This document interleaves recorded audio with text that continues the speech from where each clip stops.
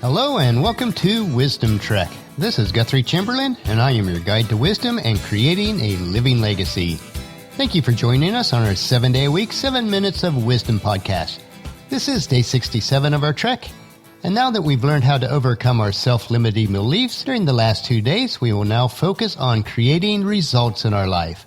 We are recording our podcast from the studios at the Big House in Marietta, Ohio. I was delayed a little bit in recording this evening because of the cicada out in our big trees were just so loud that I wanted to make sure that after nightfall, they would quiet down. We do have plenty to accomplish this week before heading back to Charlotte on Sunday, and just so that you'll realize that we are just simple, ordinary folk dealing with the same issues that you do, this week we've had to spray and knock down a large hornet's nest under the eave in the front of our house. The ice maker on our fairly new refrigerator is not making ice, and the lawnmower is not functioning properly, preventing me from mowing the lawn this week. Now, I am sure all of these will be taken care of, but if I had my choice, I'd prefer not to have to deal with any of these issues at all. But that's the stuff that life is made of, and I'm very thankful that the issues will eventually be resolved. In the middle of all these other issues that we're dealing with, we are finalizing our plans for the family gathering this weekend and are really looking forward to it. It is on the Jarvis side of our family. Paula's maiden name was Jarvis, and with siblings and some nieces and nephews, and 4 of our 5 children will be getting together. As I talk about these issues that we deal with each day, please feel free to share with us through email or comments on our daily journals, your trials and your celebrations, so that we can help each other along life's trail. On the past 2 days, we've conquered the trails of self-limiting beliefs in our lives. Now that we recognize that we are in the process of overcoming those limitations, we will now head up the trail with vigor and explore the possibilities of creating great results in life. This does not imply that our trail of life will be easy, but we're not going to allow any limitations to hold us back. So our focus today is creating results in life. There are some basic principles that you will need to adopt in order to achieve success and happiness in your life. There are some fundamental processes that will shape your reality, and you have the power to use and control over those processes to create happiness, success, and peace, at least on a daily perspective. Now, there's a chart in today's journal that shows the flow that we will discuss, and it's on day 67, so please check it out at wisdom-trek.com/day-67. Here's how I believe that your reality and the results that you get in your life are shaped. In life, we receive endless information inputs. What we sense with our bodies, what we hear and learn from other people, what we gain from the environment that we're in. These inputs have a massive influence on our thoughts and how we perceive reality. This perception of reality shapes our attitudes, or how we feel about and relate to reality. Our attitudes have a huge influence on our actions, what we do in this world, which ultimately drive the results that shape our reality. So it's a circular motion. This reality then becomes the input which perpetuates the cycle once again. And the cycle that I put in today's journal notes are taken from Joel Gardner, Ph.D. So how can we use these cycles of life for success and happiness?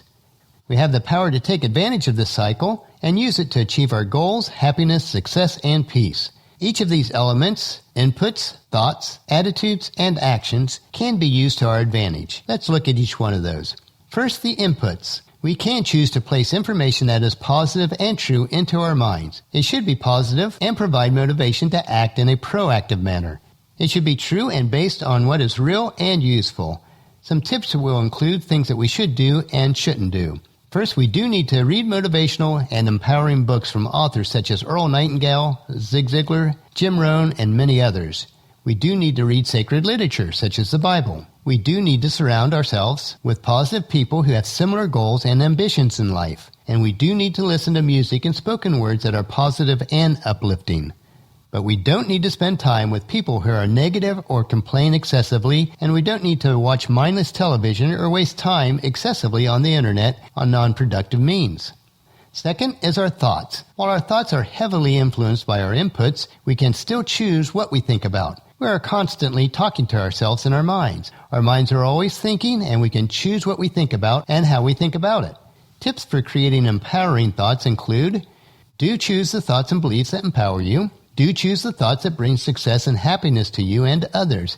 And do choose thoughts that are positive, true, and hopeful.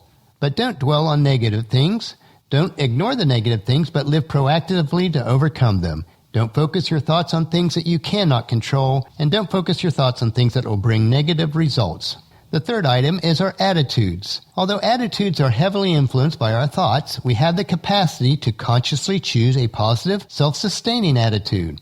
By controlling attitudes through consistent efforts and trial and error, we will find that our actions are more proactive and bring greater results. So do have a positive attitude about your life. Do have a positive attitude about yourself. Do expose your minds to people and media that infuse healthy, positive attitudes in your mind. But don't focus on the negative things that you cannot control once again. And don't be watching too much news or be exposed to people and media that are overly negative. Number 4, or the last, is disciplined action. Our actions are the most vital components to success and happiness in life. We must align our actions and habits with the results that we want, and we must have the power to control our actions and habits. Habits are the vehicles for which success is attained. So do focus your actions on those that will bring you positive, lasting results in your life. This usually entails some kind of work. And don't waste your time and energy on habits that limit personal success, growth, and happiness. And don't include addictive habits and gross time wasters such as mindless television and wasted internet time. By controlling each of these components in our life, we have the power to create the results that we desire, which are success, happiness, peace, or whatever outcomes you really desire. We don't always have complete control over the inputs of our life, but we do have complete control over our thoughts. From our thoughts come our attitudes, from our attitudes our actions, which are eventually affect the inputs of our lives. That is why it is important to fix our thoughts on the right things and follow the encouragement found in Philippians 4, verse 8. And now, dear brothers and sisters, one final thing.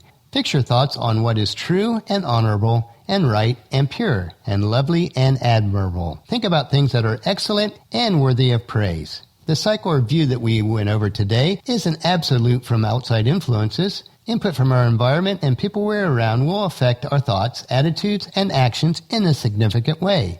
But viewing the world according to the processes described above focuses your energy on things that you can control. It enables you to control your personal habits and to begin move forward toward your desired goals.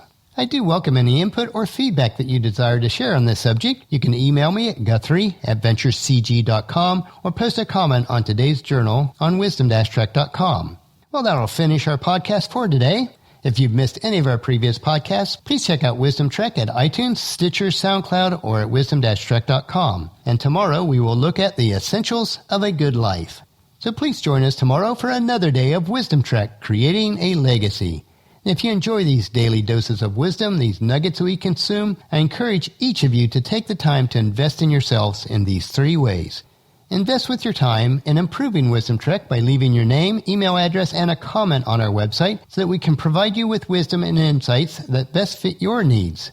Number 2, invest in yourselves by listening to the 7 Minutes of Wisdom through Wisdom Trek each day and by subscribing at iTunes or Stitcher so it will be downloaded to you automatically. And 3, invest in the lives of others by sharing with your family and friends, either in person or online, to journey with us on our Wisdom Trek. And if you haven't done so, leave a rating at iTunes so that more people will be exposed to us and be able to join us.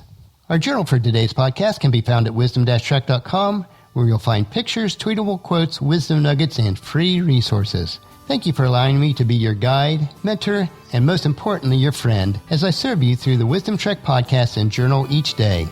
As we take this trek together, let us always live abundantly or fully, love unconditionally, listen intentionally, learn continuously, lend to others generously, lead with integrity, and leave a living legacy each day. This is Guthrie Chamberlain reminding you to keep moving forward, enjoy your journey, and to create a great day every day. See you tomorrow.